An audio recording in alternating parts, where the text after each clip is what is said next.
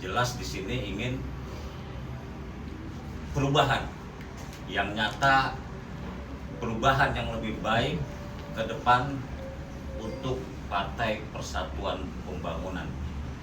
Di mana tadi press release-nya kita sudah sampaikan pada rekan-rekan wartawan, kalau memang ada pertanyaan-pertanyaan yang diperlukan akan kami jawab semuanya. Sementara itu yang dapat kita sampaikan, dan ya kita berharap semua pergerakan ini nanti dapat menghasilkan hasil yang maksimal. Amin. Dan tidak dan terus berkesinambungan sampai ada perubahan di Partai Persatuan Pembangunan. Saya rasa itu.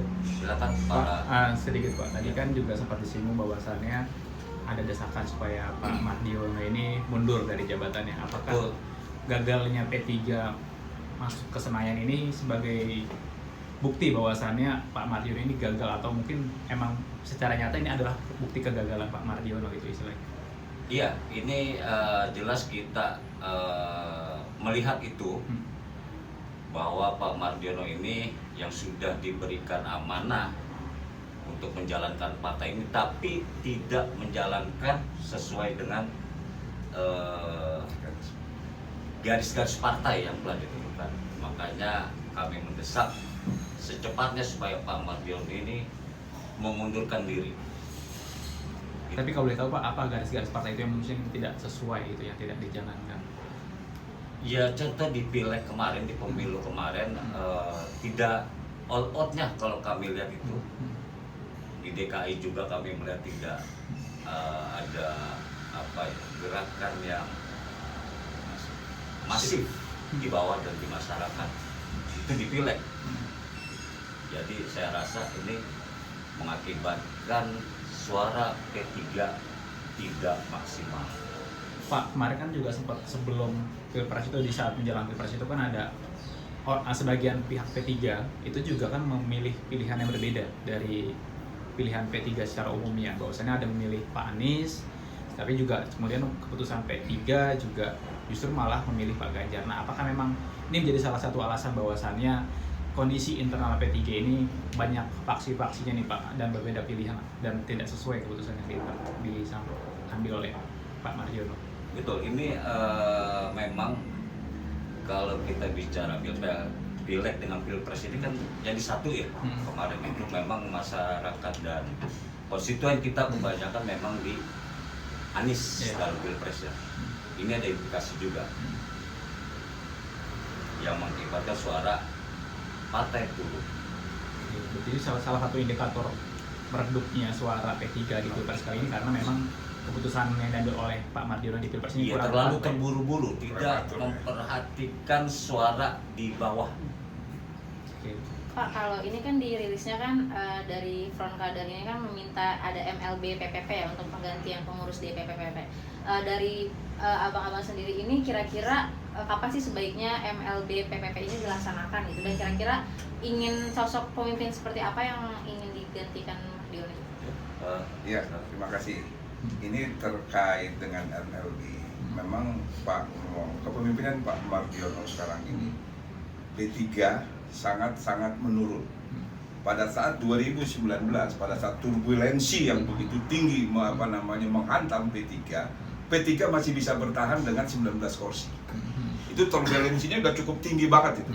Kita dibilang partai penista agama, tapi kita masih bisa bertahan dengan 19 kursi. Tapi pada saat ini yang kami memperkirakan bahwa P3 akan bangkit kembali dengan kepemimpinan Pak Mardiono, ternyata malah sebaliknya. Kita tidak mampu lolos dalam elementary threshold. Ya, kegagalannya di mana? Kegagalan yang pertama tidak ada kemampuan Pak Mardiono dalam memanage partai. Ini salah satunya. Karena hampir besok kita nggak lihat secara nasional. Kami karena pengurus PDKI kita ngelihat secara lingkup DKI Jakarta. Hampir semua C1 yang kita punya itu tidak ada tanda tangan saksi. Ini menandakan kan bahwa apa-apa tidak bisa memanage. membentuk apa kader-kader kita suruh menjadi saksi saja. Tidak ada saksi dari P3 Mas? Iya, tidak ada itu. Contoh, kita ke MK, kita cuma bisa kekurangan suara di sini. Tapi mereka tidak bisa membuktikan keberatan di saksi kita nggak ada ternyata. Ya memang kita tidak punya saksi. Ya, kalau masalah kepemimpinan ke depan, kita memang belum ada figur.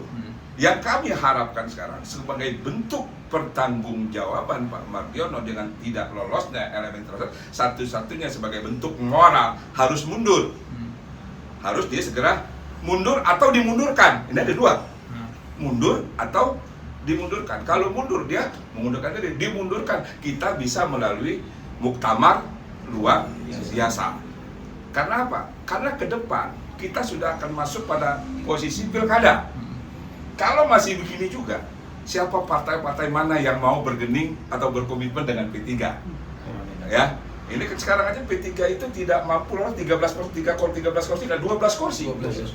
Dari 19 kursi, dari 39 kursi kemarin awalnya, kita turun ke 19 dengan turbulensi yang begitu tinggi yang orang bilang mengatakan P3 tuh partai semangka, luarnya hijau dibelah merah. Nah itu dilakukan kembali. Orang belum apa-apa sudah koalisi dengan mendukung Anies. Ini kan salah satu kekecewaan. Ya, sesuatu kekecewaan karena ini tidak dilakukan melalui mekanisme yang sebenarnya. Mungkin minta pendapat dari wilayah-wilayah. Ini mau kita kemana? Kita juga nggak tahu pola pikirnya seperti apa beliau. Makanya inilah yang membuat kami selaku kader P3, ya ini kan masih pada pengurus semua, ya bergerak hati untuk membangkitkan P3 kembali. Ya satu-satunya jalan, ya kepemimpinan yang gagal itu harus segera mundur atau dimundurkan. Masalah figur, kami berharap ya kita juga sampai sekarang belum ketemu figur itu yang bisa menentukan. Walaupun kita sebut juga kita nggak bisa apa-apa, karena yang menentukan nanti dari dalam muktamar itu baru akan muncul figur-figur yang memang pantas untuk memimpin Partai Persatuan Pembangunan lambang Ka'bah yang berajaskan Islam. Kami juga sangat sedih. Kenapa? Karena sekarang di parlemen sekarang tidak ada yang mewakili partai yang berajaskan Islam. PKS bukan Islam, PKB ajasnya bukan Islam, PBB ajasnya bukan Islam. Satu-satunya partai Islam adalah P3 dan perlu digarisbawahi sepanjang sejarah P3 baru kali ini tahun depan P3 tidak bisa ikut pemilu. Akibat siapa? Akibat ketidakmampuannya Pak Mardiono dalam memimpin partai. Ya, termasuknya. Terima kasih. Bang, balik penyebab tadi ya Bang ya. Ya. Itu kan ada strategi di Pileg dan strategi di MK. Ya. Nah, untuk di Pileg ini kegagalan menembus parliamentary threshold ini apakah karena salah memilih capres tidak sesuai dengan basis konstituen P3 itu sendiri? Seharusnya ke Pak Anies misalkan atau ke Pak Prabowo malah milih Pak Ganjar. Itu Bang. Strategi di Pileg apakah salah kemudian memilih tempat berlabuh? Ya kalau malah strategi kan ini banyak penyebab. Salah satunya itu. Salah satu kita nggak bisa mengatakan bahwasanya kegagalan Pak Mardiono gara-gara memilih kalau cepat Ganjar. Itu hanya salah satunya. Karena kegagalan banyak alasan-alasan. Kenapa saya katakan tadi tidak bisa memanage saksi. Padahal saksi itu tempat sumbernya suara. Ya, kalau ada siap saksi, ada TPS, di TPS itu ada saksi, minimum kita punya suara di situ. Tapi apa yang terjadi karena kita nggak punya saksi, suara kita hilang, diambil orang lah, digeser orang gitu. Lah kita juga nggak bisa apa-apa.